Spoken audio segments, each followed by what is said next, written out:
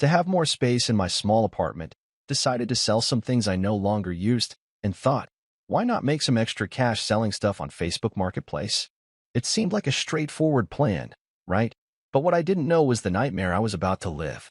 I had this old gaming console, still in decent shape, collecting dust. I posted it on Marketplace, hoping to find a gamer who'd give it a new home. Soon enough, I got a message from a guy named Jake. He seemed interested and was ready to meet up the same day. Seemed like a quick and easy deal. We agreed to meet in a busy parking lot during the day for safety reasons. As I waited, Jake texted that he'd be a bit late but insisted we do the exchange behind the shopping center where it was quieter. Red flag, right? But I figured he might be in a hurry, so I agreed, against my better judgment. When he finally arrived, Jake looked nothing like the friendly gamer I'd imagined. There was something off about him. He insisted on checking the console right there, which was odd, but I figured he wanted to make sure it worked. As he inspected it, he started asking personal questions way beyond what was necessary for a console sale. I got a gut feeling that things were getting weird. Trying to keep it light, I asked if he was a big gamer. That's when he dropped the bomb. He wasn't interested in the console at all. He was more into meeting people. Creepy, right? I immediately packed up the console, mumbled something about reconsidering the sale, and bolted. Later that day, I received messages from a new Facebook account, and the profile picture was Jake. He apologized for the awkwardness and asked if I'd give him a second chance, even offering more money for the console. I smelled trouble and decided to block him, thinking that was the end of it. Days passed, and I started noticing a mysterious car parked outside my place. At first, I brushed it off, thinking it was a neighbor or something. But then, late one night, I got a message from an unknown number. It was a picture of my house. The text read, "You shouldn't have blocked me. I know where you live." My heart raced. This was straight out of a horror movie. I called the police, and they advised me to stay vigilant and report any suspicious activity. Turns out, Jake had created a new account just to keep tabs on me. The police traced the number, but it led to a dead end. I never expected a simple Facebook Marketplace transaction to turn into a nightmare. I learned my lesson. No more sketchy meetups in quiet places. It's public spots during daylight hours or nothing.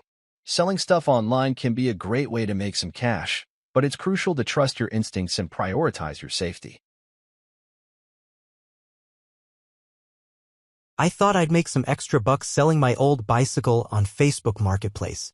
It was still in decent shape, just not getting the love it deserved. Little did I know, but this sale would take me on a roller coaster of weirdness. Got a message from a guy named Mark. Seemed cool. He asked the usual questions about the bike and said he wanted to check it out. We agreed to meet at a public park during the afternoon, a chill and safe place. I roll up to the park and Mark's there, looking normal enough. We exchange pleasantries and he starts inspecting the bike. Everything seems fine until he gets a call. Mark steps aside to answer, but I overhear him talking about the bike being the perfect getaway ride. Red flags, sirens, you name it, all going off in my head. I'm thinking, what did I just hear? I casually ask if everything's okay and Mark brushes it off, saying it's just work stuff. Yeah, right? He's still keen on buying the bike, but now I'm feeling uneasy. I agree to the sale, take the cash, and think that's the end of it. But oh no, it gets weirder. The next day, I start getting friend requests on Facebook from random accounts, all with weird names and no mutual friends. Then come the messages. Creepy stuff like, "Nice bike, I saw you at the park," or "Hope you enjoyed the money." I'm officially spooked. I check my privacy settings, but these accounts keep popping up. Mark somehow found my profile and sent his buddies to mess with me. But it doesn't end there. One evening, I notice a car parked outside my place. I peek through the blinds, and there's Mark sitting in the driver's seat, staring at my apartment. Now, I'm seriously freaked out. I call the cops, but by the time they show up, he's gone. Turns out Mark had a bit of a history. The police knew him for some low-level stuff, but nothing too serious. They suggest I keep an eye out and report any more weirdness. Days go by and the Facebook messages keep coming. Mark's buddies are relentless. I block one and another pops up. It's like a game of whack-a-mole with creepy strangers. In the end, I took down the bike post, changed my privacy settings, and eventually the weirdness faded away. But let me tell you, I'll think twice before selling anything on Facebook Marketplace again. Lesson learned, watch out for the sketchy getaway ride enthusiasts and their bizarre online friends.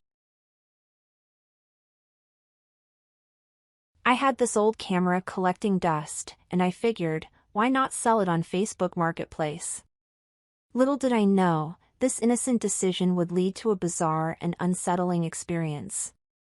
I got a message from a woman named Lisa. She seemed interested, and we agreed to meet at a coffee shop during the afternoon. Sounded safe enough, right? I showed up, camera in hand, and Lisa was already there. She seemed friendly at first, asking about the camera's features and all. But as we talked, she started getting personal, way too personal. Asking about where I lived, what I did for a living, the kind of stuff you don't really discuss with a stranger.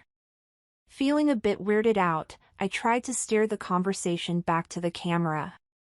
That's when Lisa dropped a bomb. She said she wasn't really interested in the camera, she was more interested in me. Cue the uncomfortable silence. I awkwardly laughed it off, thinking she was joking, but she insisted on getting my number. I thought, sure, why not? Big mistake. Over the next few days, my phone started blowing up with texts from Lisa. At first, it was harmless, just casual chit-chat. But it quickly turned into some weird obsession. She'd text me at all hours, asking what I was doing, where I was, and if I wanted to meet up. One evening, I was out with friends, and she somehow knew. She texted, "I see you," and described what I was wearing. Freaked out, I looked around, but didn't see her anywhere. It felt like I was living in some stalker movie. I decided to block her number, thinking that was the end of it. Oh, but it wasn't. Lisa created fake accounts and started sending friend requests to my friends. The messages got more intense, with threats about exposing my secrets if I didn't respond. Terrified, I went to the police, showed them the messages, and they said they'd look into it. But these online threats weren't exactly their top priority. One night, I heard a knock on my door. Heart pounding, I cautiously opened it, and there she was, Lisa. She had somehow found where I lived. I slammed the door shut, locked it, and called 911. The police came, but she was gone by then.